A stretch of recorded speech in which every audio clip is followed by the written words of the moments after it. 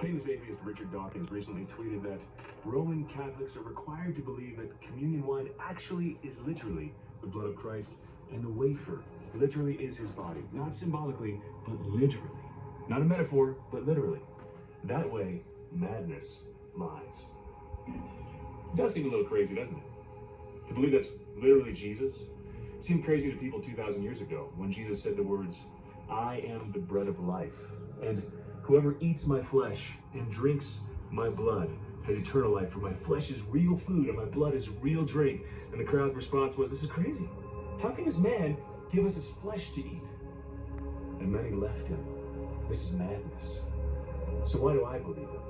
Why have countless Catholics believed him for the past 2,000 years? First, because of the source of the words. Jesus said those words, and he meant them literally.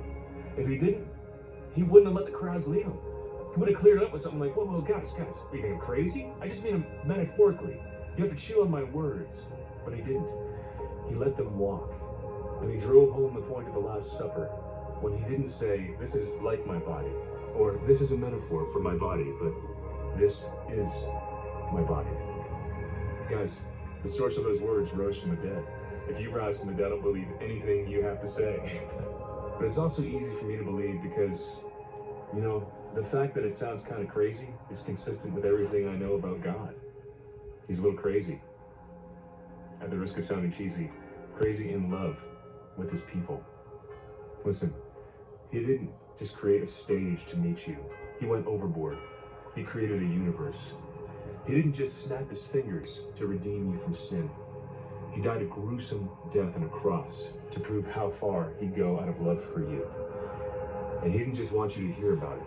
He wanted every follower of his throughout history to plug in directly to what he did for us in his cross and resurrection. Take and eat. Not just the whole world, but you, and you, and you. Guys, this isn't cannibalism. We're not eating a dead person. We're being united to the living one.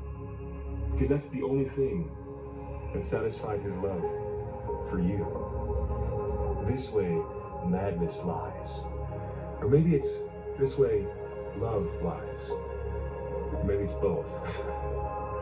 I guess love is usually a little over the top. A little crazy almost. Though I can't imagine God being anything less than love. Can you?